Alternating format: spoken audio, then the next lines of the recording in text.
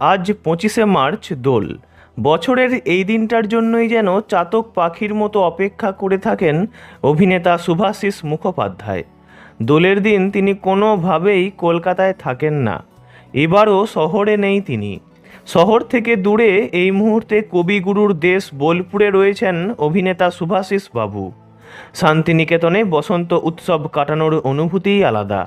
আর সেখানে নিজের একটা বাড়িও রয়েছে তাঁর। আর তাই দোলের সময় গিয়ে কোনো সমস্যায় পড়তে হয় না তাকে।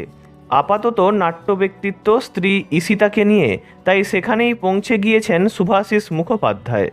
একসময় নাট্য ব্যক্তিত্ব ঈশিতার সঙ্গে অভিনেতার আলাপ হয়েছিল নাটক করতে গিয়ে।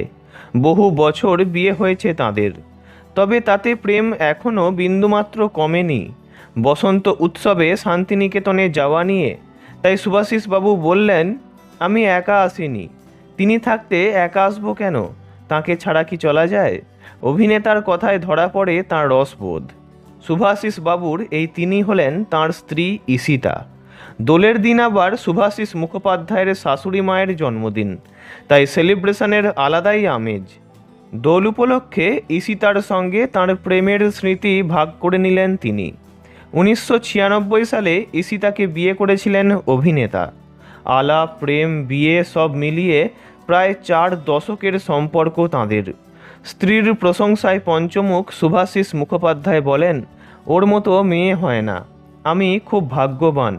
তবে এত সুন্দর একটা সম্পর্কে অল্প হলেও যেন রয়ে গিয়েছে বিষণ্ণতা। শুভাশিস ঈশিতা নিঃসন্তান।